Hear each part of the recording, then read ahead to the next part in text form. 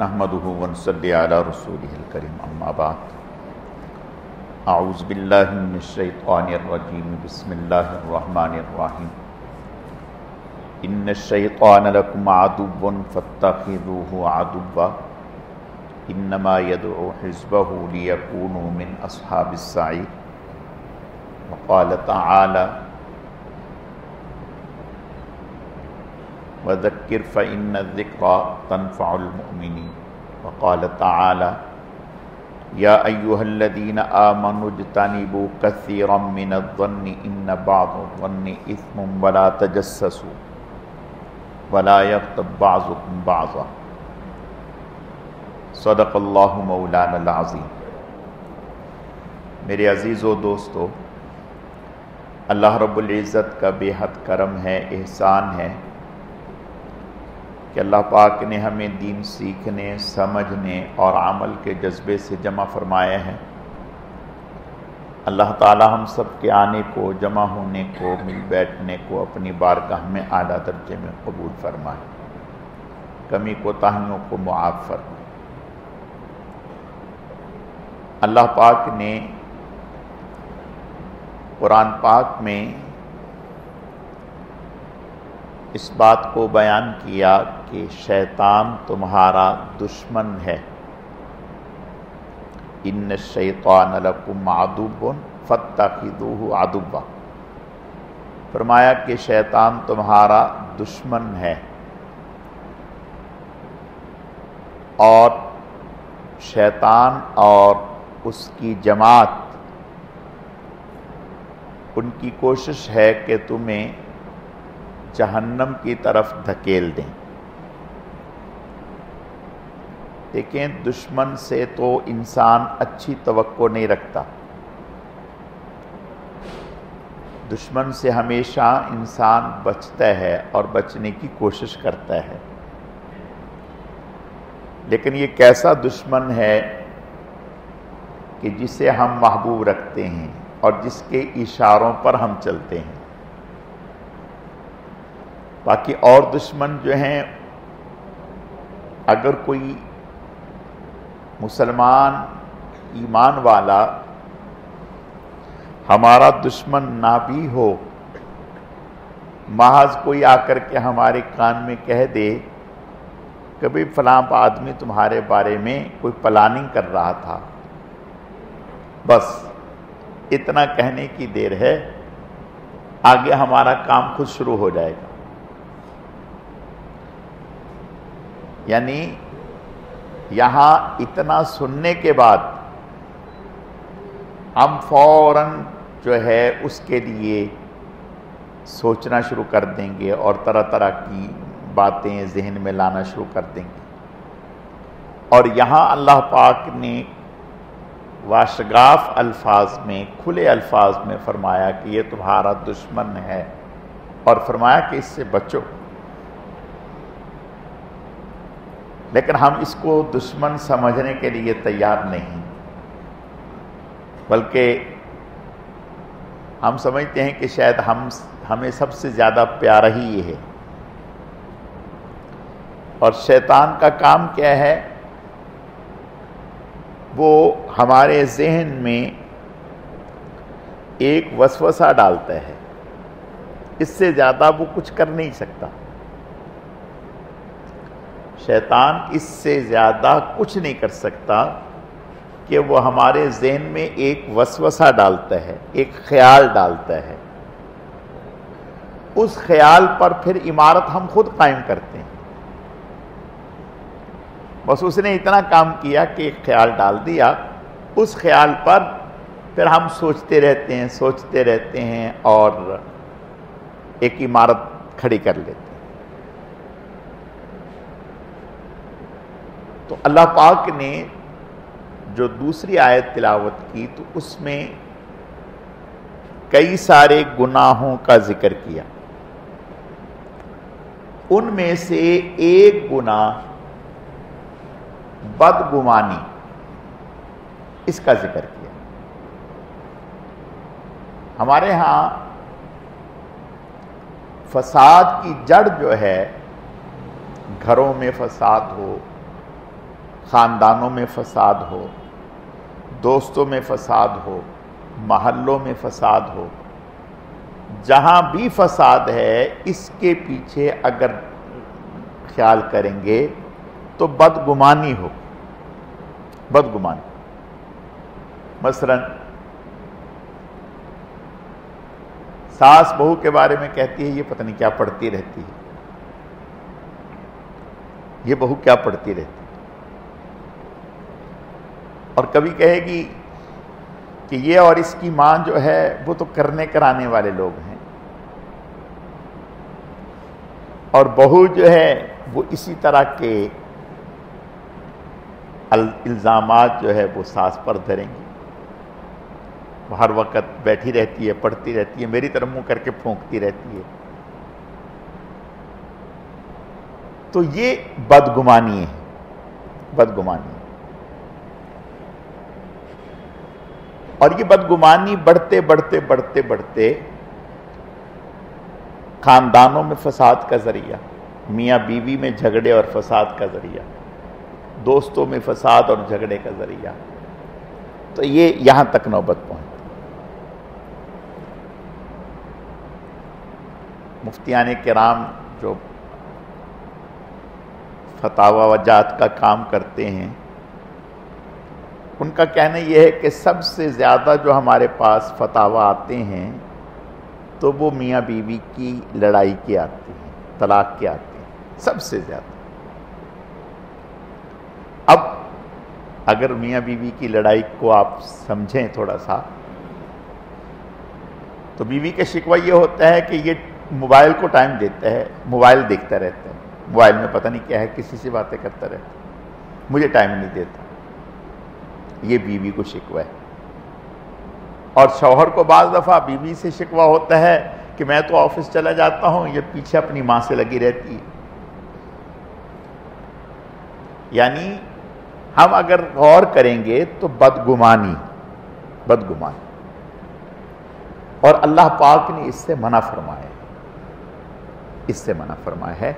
اور یہ بدگمانی ایک گناہ بھی ہے اور دوسرا بدسکونی بھی ہے، یعنی اس سے آپس کا سکون بھی برباد ہوتا ہے، گناہ تو ہے ہی۔ حضرت عمر بن عبدالعزیز رحمۃ اللہ علیہ سے کسی نے کہا کہ حضرت فلاں آدمی آپ کے بارے میں پلاننگ کر رہا تھا آپ کے خلاف۔ حضرت نے فرمایا کہ اگر تو تم سچ کہتے ہو تو تم غیبت کر رہے ہو، غیبت کہتے ہی سچ بولنے کو ہے، غیبت کرنے والا سب سے زیادہ سچا ہوتا ہے، وہ سچ بات ہی کہتا ہے، لیکن دوسرے کی پیٹھ پیچھے کہتا ہے، دوسرے کی پیٹھ پیچھے کہتا ہے، کہتا سچ ہے لیکن دوسرے کی پیٹھ پیچھے، جس سے تکلیف ہوتی ہے دوسرے۔ تو فرمایا کہ اگر تم سچ کہتے ہو تو تم غیبت کر رہے ہو، اور یہ بہت بڑا گناہ ہے، اور اگر تم جھوٹ کہتے ہو تو تم بہتان باندھنے والے شخص ہو، تو ایسے آدمی کا میں کیسے اعتبار کروں؟ تم اپنا کام کرو، مجھے اپنا کام کرنے دو۔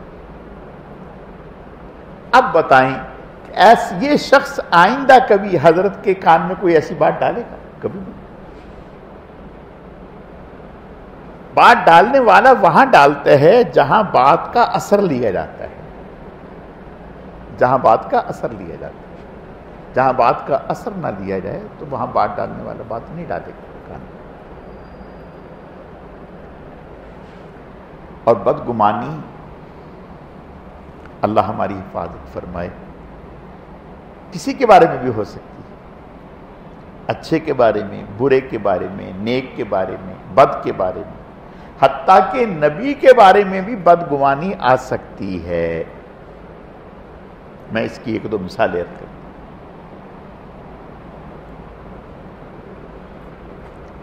آپ صلی اللہ علیہ وسلم ایک دفعہ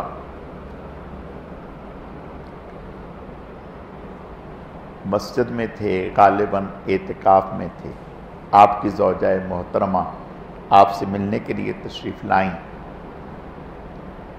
تو آپ انہیں رخصت کرنے کے لیے جب وہ جانے لگیں، مسجد سے جانے لگیں، حضور علیہ السلام کے جو حجرے مبارک تھے وہ مسجد کے بالکل ساتھ ساتھ یوں ملے ہوئے تھے، یعنی یوں سمجھیں کہ جیسے یہ سامنے والا برآمدہ ہے یوں، اس طرح سے یہ یوں آئے تو اس طرح سے ملے. تو آپ علیہ السلام انہیں رخصت کرنے کے لیے دروازے پر آئے تو دیکھا کہ 2 انصاری صحابہ وہ جا رہے ہیں اور دیکھ کر تھوڑا سا تیز ہو گئے. آپ نے ان کو آواز دی، فرمایا رکو. اب وہ ٹھہر گئے. فرمایا کہ یہ جو خاتون میرے ساتھ تھیں جن کو میں دروازے پہ لے کے کھڑا ہوں، یہ میری بیوی فلاں ہیں، میری بیوی فلاں ہیں، یعنی میری فلاں بیوی ہے. انہوں نے کہا یا رسول اللہ حاشا وکلا، ہم آپ کے بارے میں بھلا ایسا سوچ سکتے ہیں؟ آپ نے فرمایا آپ تو نہیں سوچیں گے، لیکن شیطان وسوسہ ڈالنے میں دیر نہیں لگاتا. تو آپ صلی اللہ علیہ وسلم نے ایک وسوسے والے مرض سے نشاندہی فرمائی کہ یہ جو ہے کسی کے بارے میں بھی آ سکتے ہیں. اور علماء نے لکھا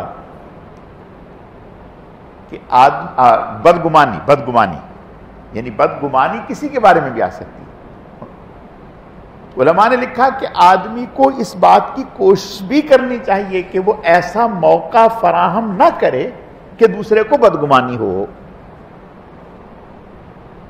مثلا آپ صلی اللہ علیہ وسلم کا ارشاد ہے اگر 3 لوگ بیٹھے ہوں،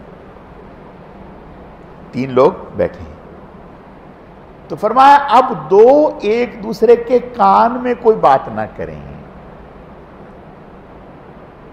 3 لوگ بیٹھے ہیں نا، 2 ایک دوسرے کے کان میں کوئی بات نہ کریں. اس سے تیسرا پریشان ہوگا کہ یقیناً یہ میرے بارے میں کوئی پروگرام بن رہا ہے. آپ نے فرمایا ایسا نہ کریں. فرمایا کہ جب اور لوگ بھی بیٹھے ہوں، 4 5 6 لوگ بیٹھے ہوں، پھر کوئی حرج نہیں، پھر 2 آپس میں ایک دوسرے کے کان میں بات کر لیں، کوئی مذاکرہ.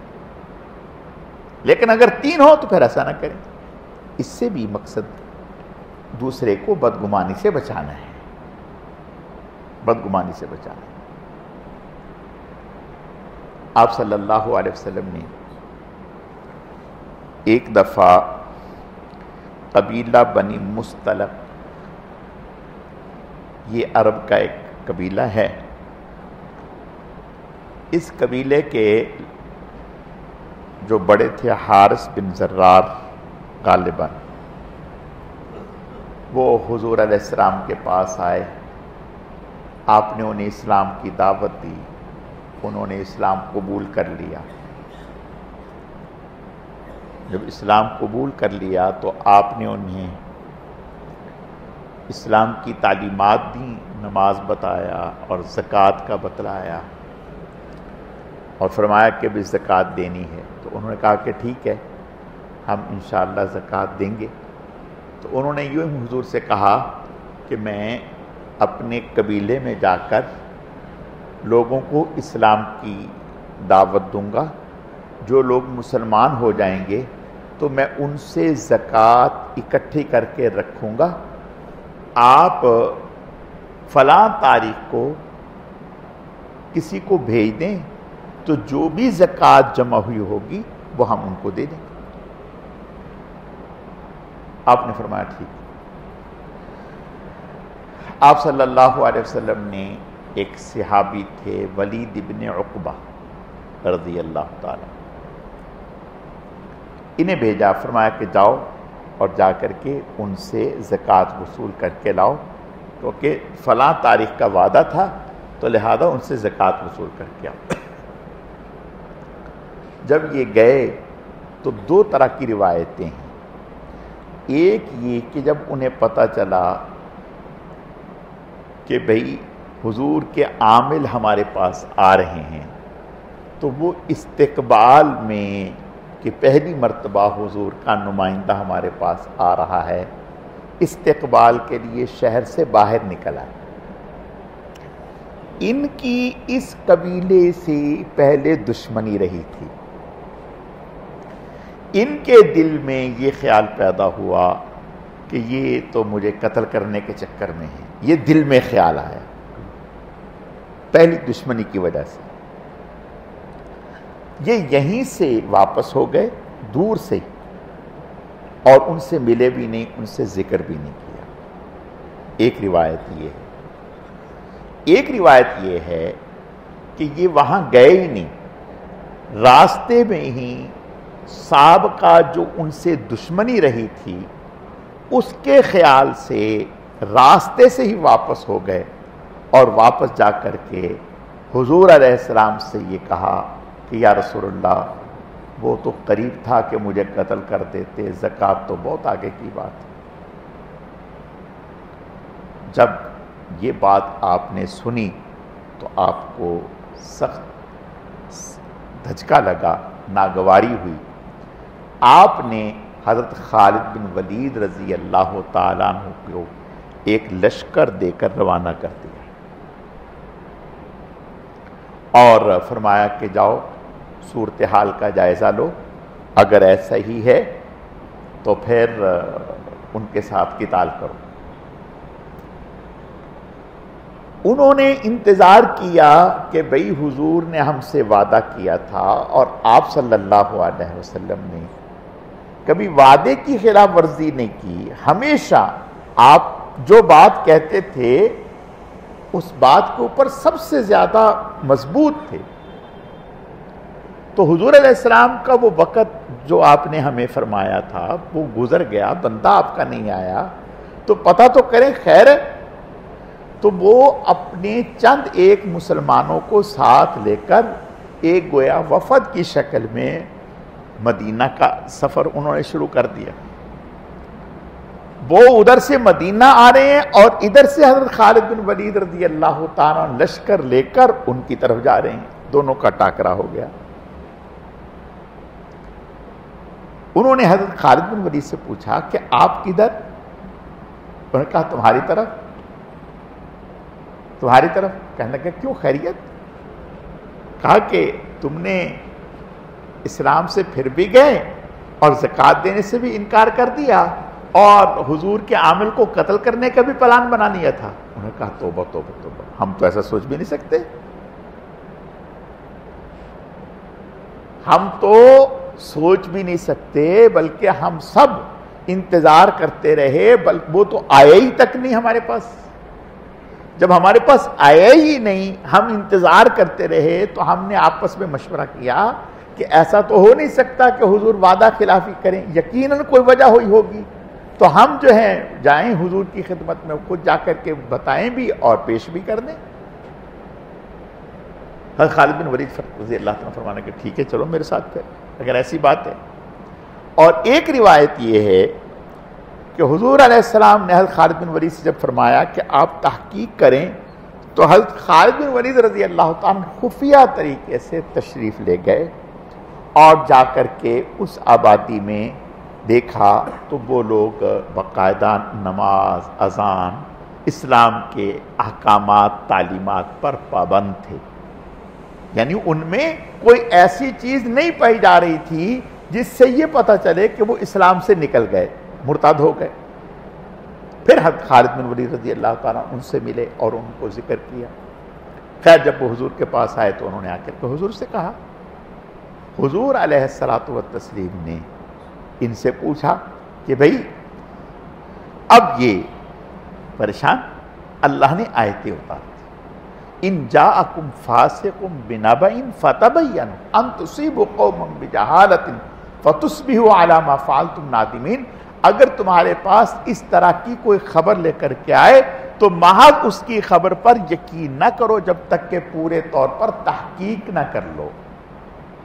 ایسا نہ ہو کہ بغیر تحقیق کیے ہوئے تم کوئی اقدام کر بیٹھو اور بعد میں شرمندگی اور ندامت ہو، افسردگی ہو. تو یہ ایک آپ دل کی بدگمانی والی ایک بات تھی جس کی وجہ سے اتنا بڑا سانحہ رونما ہو سکتا تھا کہ اللہ پاک نے اس سانحے سے بچایا. حضرت حسن بصری رحمۃ اللہ علیہ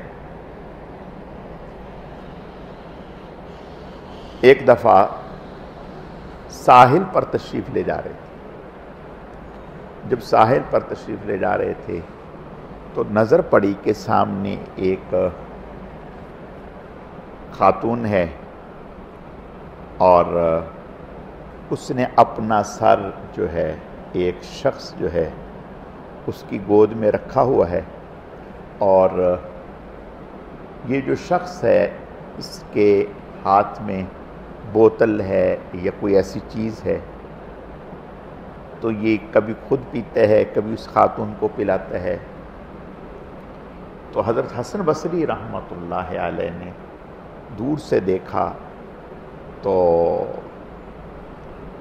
دل میں خیال آ گیا کہ یہ شاید آپس میں محبت کی باتیں ہو رہی ہیں اور اس طرح کا تعلق ہے اور پینا پلانا چل رہا ہے.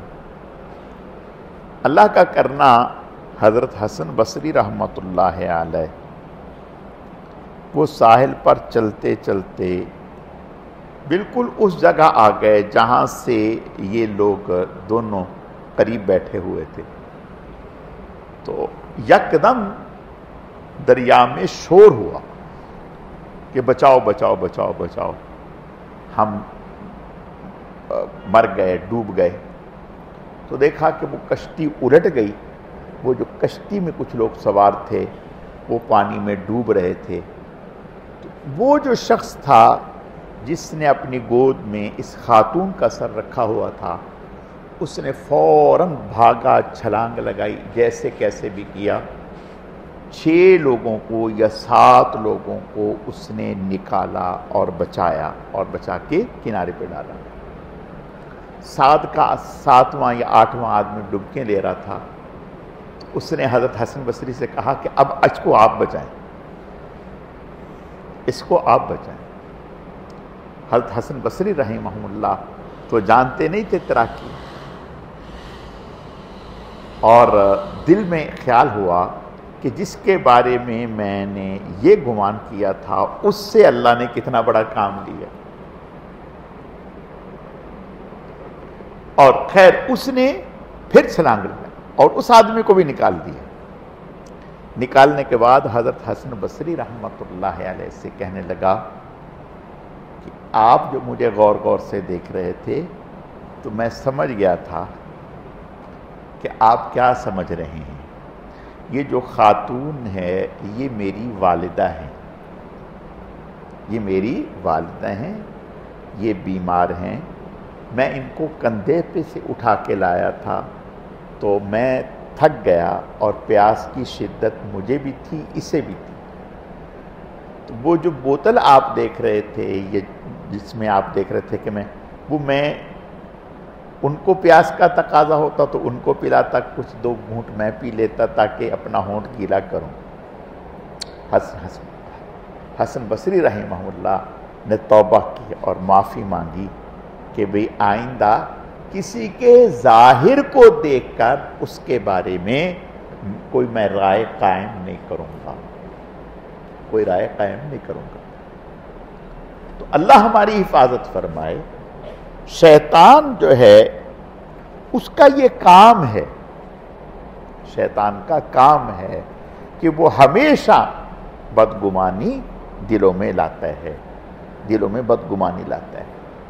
اور یہ بدگمانی جو ہے انسان مستقل ایک گناہ ہے. اللہ پاک نے اس کا بطور خاص ذکر فرمایا، بطور خاص ذکر فرمایا. حضرت عائشہ صدیقہ رضی اللہ تعالی عنہا پر جب الزام لگا، تہمت لگی آپ پر، تو اللہ نے قرآن میں ارشاد فرمایا لولا اذ سمعتموہ ظن المؤمنون والمؤمنات بانفسہم خیرا وقالوا ھذا افک مبین.